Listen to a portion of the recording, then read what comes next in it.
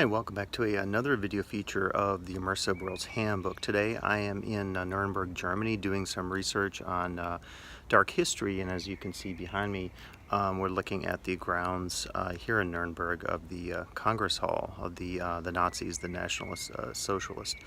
And in any case, today we're focusing in this feature looking at dark history and the significance of place in history as it relates to creating a space of memory and of history. And behind me I'll take you through the modern museum building, which you can see here clearly signified by the design and the architecture in stark contrast with what we see just behind us here. So let me start this tour today here in Nuremberg, Germany. Okay, so we'll begin the tour inside here in the Documentation Center, which is also the Historic Congress Hall. And I should say there's a second video where I look at more of the significance of some of these images you're seeing of the old and the new. And this is a video on Nuremberg and the ruins, so I advise you to certainly check that out. I should also say in doing this video today, it'll be somewhat postmodern in terms of the narrative walking through the spaces. And I think that's pretty fitting as I'll get into the details of the stark nature of the reality of looking at these spaces in the present day. I think it's kind of a necessary thing. And indeed, if you look at other sites of remembrance in Berlin, specifically Liebeskind's Jewish Museum, I think there's a similar attention there in terms of a postmodern narrative at an existential level. This is just a model of the modern building. And again, seeing the contrast of the interior, the old space, and the new applications that have been made to the buildings, I think is part of the power of this, using these alcoves like this to show historic photos. You'll see they also do this with some sonic applications as well in terms of speeches by Hitler and so forth. So just overall, visiting this space, it's powerful, it's dark, it's existential, and hence this focus today on dark history, dark theming, and discussing the significance of creating spaces like this that give the guest a sense of perspective that is one that is certainly important, one of remembrance, one of a political nature as well. Looking inside the many spaces of the Documentation Center, you see a lot of using these reference points, whether photos in the last image, or in this case, signage outside. And I think it's part of what makes this site so powerful. And indeed, the guest can go on the outside and visit some of the spaces for free. There's a minimal charge to get inside the Documentation Center, but I think it's well worth it if you're a student of history and interested in these types of spaces. This is a map, if you will, of the various spaces we'll be going through today in the tour. And as the map notes, the spaces denoted in the orangish shade were ones that either weren't built or were destroyed or no longer present. This is a panorama. I began my video outside of the Documentation Center looking at the Congress Hall, so we'll certainly begin going inside those spaces. I'll also walk down the street, and it's a pretty good hike all the way down to the end. This is the Zeppelin Field, so we'll talk about that space as well. And then I'll take you down the Grosse Strasse, the Great Street here, which was designed by Speer, to give that sense of grandeur, which of course the Nazis utilized to a horrifying effect in terms of creating their ideologies in spatial senses and also in political senses. I thought I'd begin the tour here inside the Documentation Center with some video I shot. I always have a little bit of trepidation, shooting this video and also showing it, because obviously there's a lot of context you have to get on site. There are harrowing images, and I probably won't be showing some of those just because I don't feel comfortable. Obviously there's a lot of deep and dark stuff here when you visit a space like this, just like a Holocaust museum. Some of the use of artifacts that you can see on the grounds there, the ground level combined with the historic photos. As you walk through this space, it has this sense of sort of trapping you inside. It reminds me a little bit to some of the spatial designs of the Jewish Museum in Berlin by Daniel Liebeskind. Much different, purpose and approach. As you go through this site, you'll see the various segments of the museum, and there's an audio guide that is fairly detailed. They give you a little bit of context. A lot of the information here is presented in German, though you do see some translations in English as well. And as you look outside, again, you get this constant sense of just the paralleling of the old and the new in terms of what you're experiencing on the inside, trying to imagine the darkness of this history, and then paralleling that to the present day with some various opportunities for reflection and so forth. So again, I think what is effective on initial walkthrough of the various parts of the museum is how there is some sense of minimalism. They didn't fill up the spaces. Just seeing the bricks and stuff, seeing the historic aspects of the building combined with the new aspects here, the stone work, the metal work, and so forth, the glass. I think it's effective because it allows you to use the newness of the new material to reflect on the past. I think it's important how they designed this, and as I've said with some of my tours of historic spaces in Berlin, there is a significance of doing this, of using new materials combined with the old materials for the effect on the guest. This is the section on the myth of Adolf Hitler. You can see this creation of these busts of Hitler and how these were used in ideological senses during the time of the Nazis.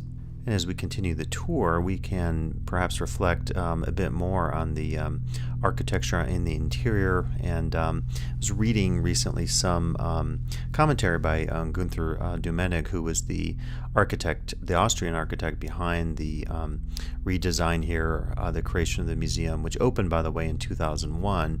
And it was pretty clear that there was an emphasis on keeping as much of the original walls as possible and placing photographs and other displays that we're seeing here on top almost as overlays. And you see an example of it here, where I think the stark contrast of the two allows us, just in this one image, it allows us the sense of retrospective insight, looking at the past, reflecting on the past, but ideologically, hopefully not getting too caught up in it, which I think there's always an element in every single museum of this sort that focuses on dark history, or all the Holocaust and genocide museums around the world, of trying to get people to really pedagogically to reflect on the past and the horrors of the past, and hopefully to really think about how there is always a possibility for future genocides and future exercises of power of this sort.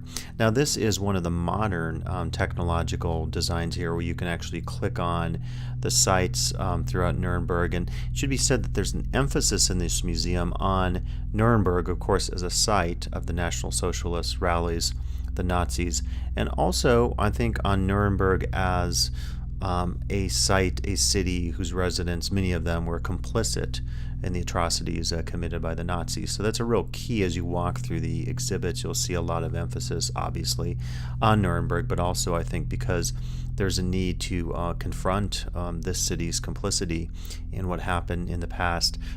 Certainly Triumph of the Will from 1934, the famous film, with you see actually the Symphony of Light here, designed by Speer, the architect, which played a big part, the 125 floodlights used in Triumph of the Will, that one of many iconic scenes.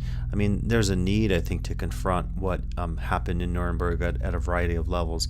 Now, I'll mention this throughout the video today, but this I thought was very fascinating, to focus on how Speer and the other architects involved used perspective and light and different aspects of design to create this sense of connection that people could feel as they were drawn into the cult of Hitler and the cult of Nazism and so forth. By the way, on the walkway, the modern walkway, this was a very interesting art exhibit that reminded me actually of one particular corridor in Liebeskind's Jewish Museum, Berlin, and this is a track, and in German it's Das Gleis, and this I think is an aesthetic representation of some of the atrocities committed by the Nazis during World War II. You can see this was installed in 2002, just a year after the museum opened.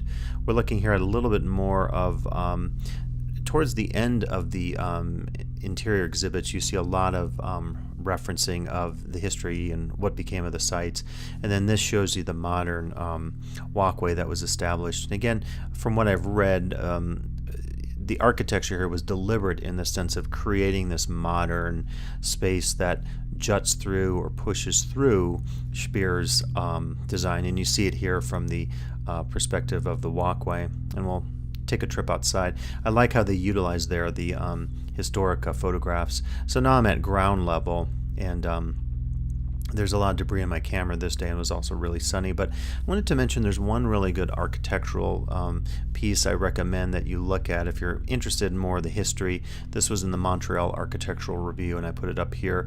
It has a lot about just the creation of the site, and then the history a little bit of Speer and the Nazis and why this site was so significant during World War II for the National Socialists. You get a good shot there also of how that Speer protrudes through the backside.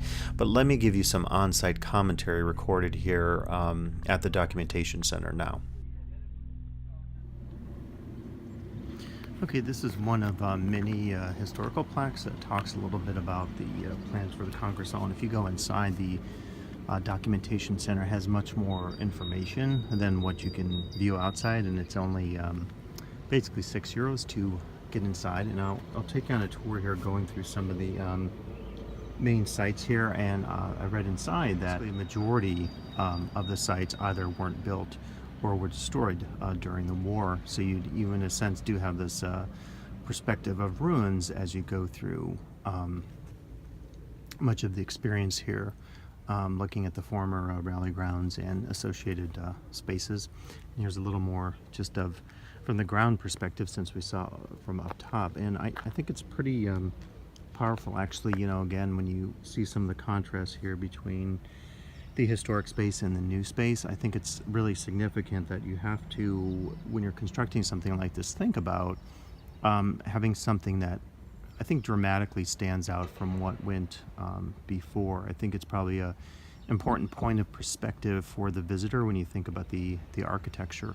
One of the things that is I think pretty striking to me, and I'll show you a still image, but there's one section where listening to the audio guide, and as you go through the exhibits, they talk about the fact that so much of the Nazi architecture was designed using things like perspective, creating basically immersion of the individual in the space. And for me, this was a very important point, thinking about not just the study of dark spaces and dark history, but of immersion itself. And I think it's something you could lose, right, if you don't think about the significance of the architecture, the facades. There was a point inside in this particular room where they were talking about the use of perspective, the use of light as a staging effect.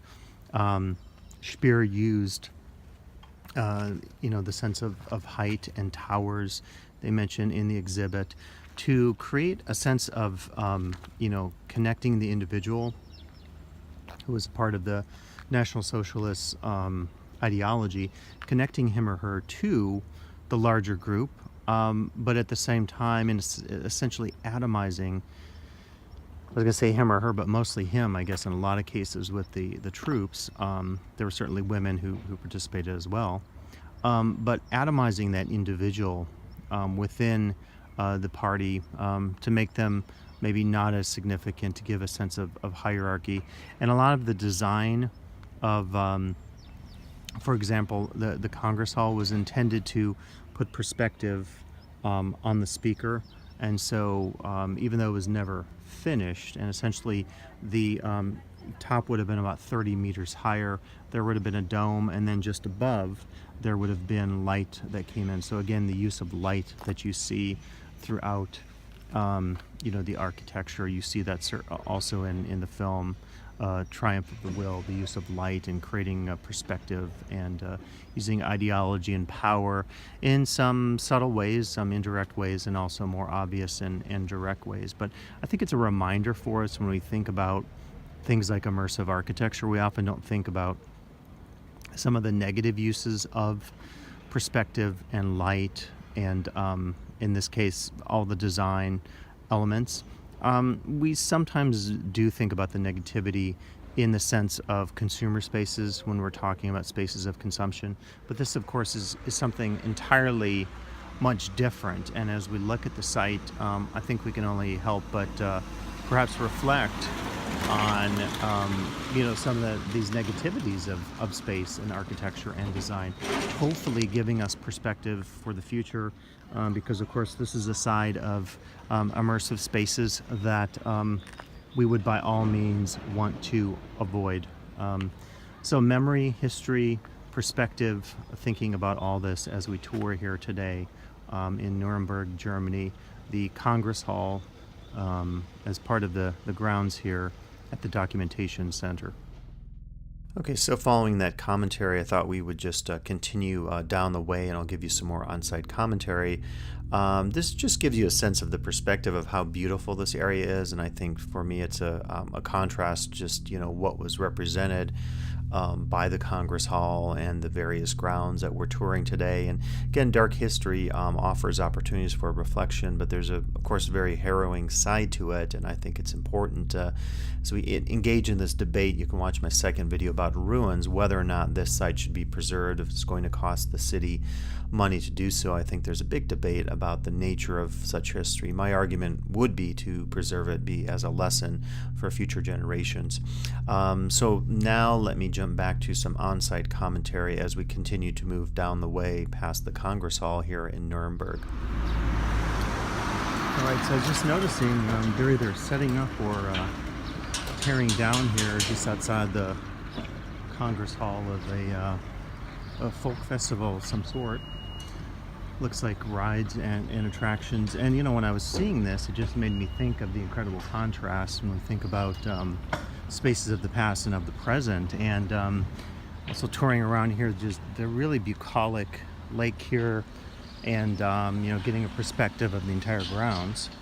I'm actually shooting this just on the fly here. Again, you get a sense of the perspective of the Congress Hall behind us.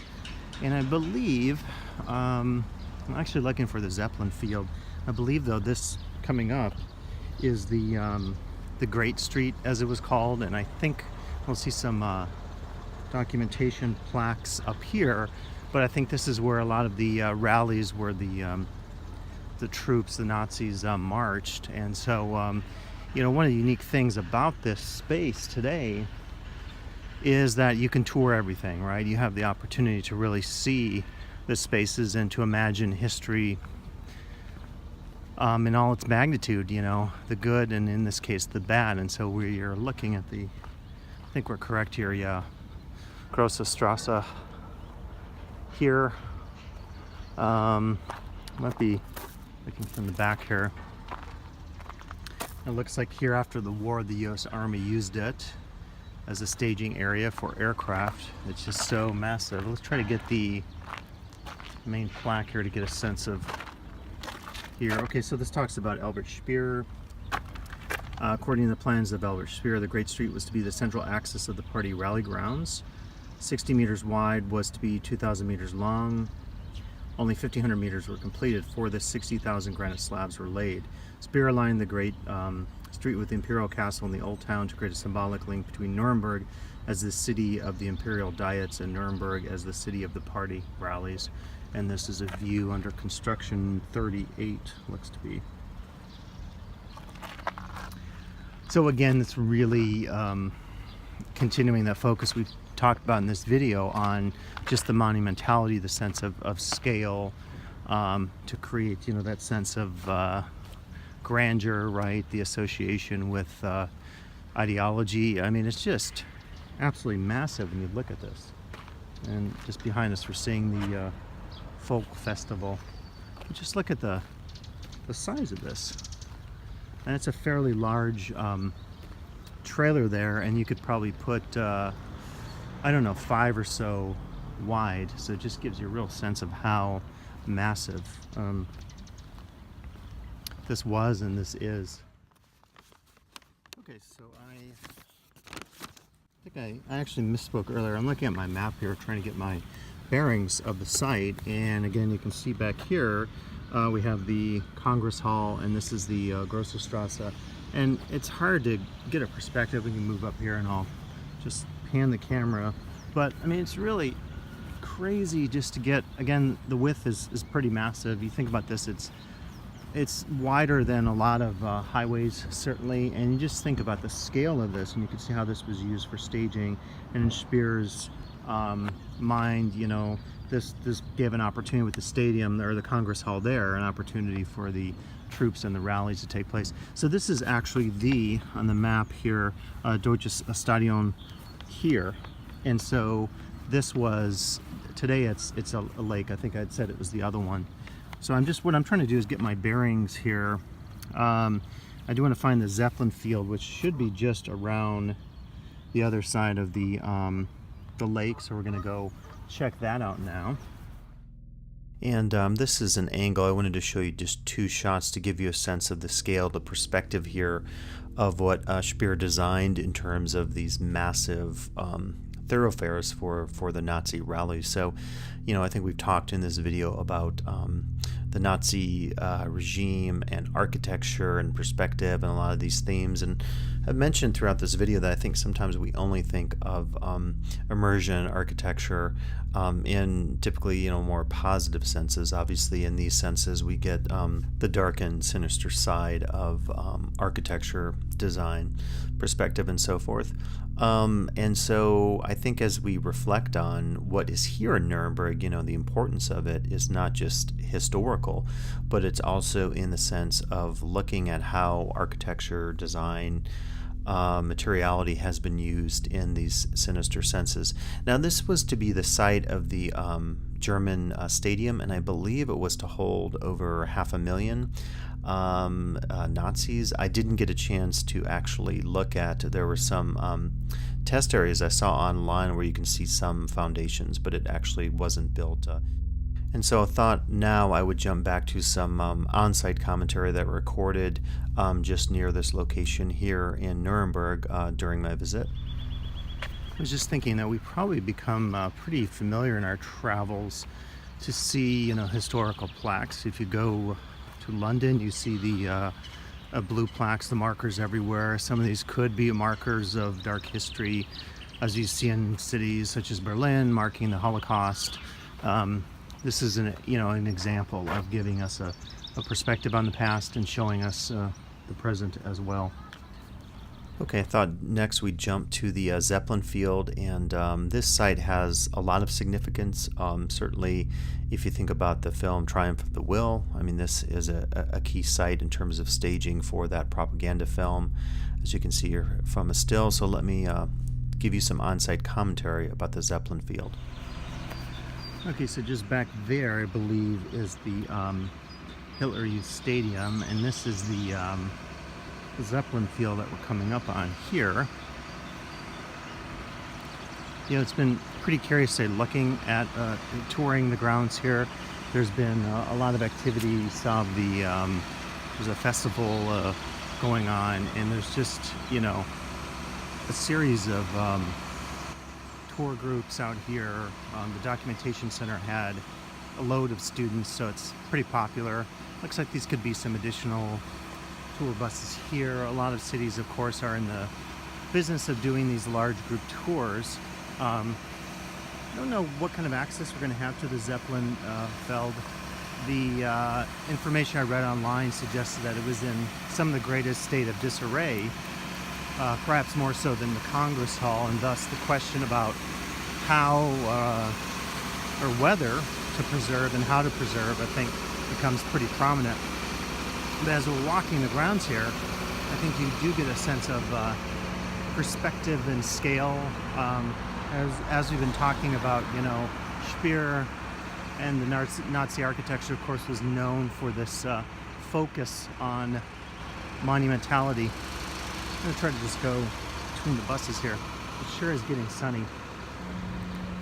Okay, looks like we can gain access to it. You can see there are some tours going on, maybe school groups, I'm not entirely sure, but the documentation center was certainly flooded with students today, which is always good to see that you know, students are learning about the past.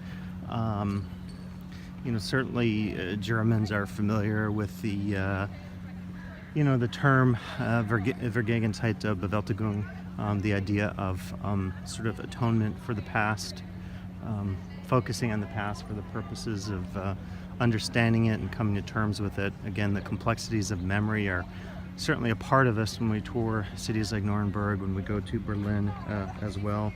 As we're panning here, the Zeppelin Field, I think as the groups are clearing out, we'll go around and we'll take a bit of a look here. Okay, and jumping back to some of my stills that I took while on site, I'll just give you a few other angles here, and then we'll talk about heritage and the preservation of this site as we close out the video today. As you can see, there's been decay over time, and one of the ironies that I talk about in my video on the ruin is how Speer intended this to be the ruins of a great civilization, and actually, the stone that he used didn't necessarily hold up over time. In my ruin video, check out a little more focus on this article from The Independent, and specifically whether or not a site like this should be preserved for various reasons. It's costly, and it also could become a rallying ground of contemporary people who have sympathies towards the Nazis and so forth. But this has some indication here that they've been doing work over the years, perhaps since that article was written in 2016. So I thought it was interesting talking about trying to shore up the grandstand, trying to put in safety measures and so forth. Obviously, for guests who come here and visit the grounds, you want to protect them. But this definitely gets into the realm of heritage studies, which is equally interesting in terms of talking about dark history, perhaps taking us in some different directions.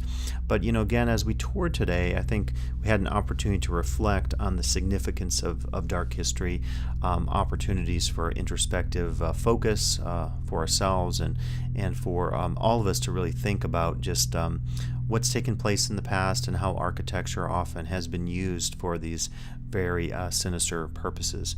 So hopefully you get a chance to visit Nuremberg and to take in some of these sites here that have this harrowing history, and this plaque here is a very fitting place to end. This speaks of the liberation of Nuremberg by the Allies in 1945. I hope you enjoyed the video feature today here in Nuremberg, Germany, talking about dark history and the significance of memory in spaces of the present. Please come back for additional video features of the Immersive World's Handbook.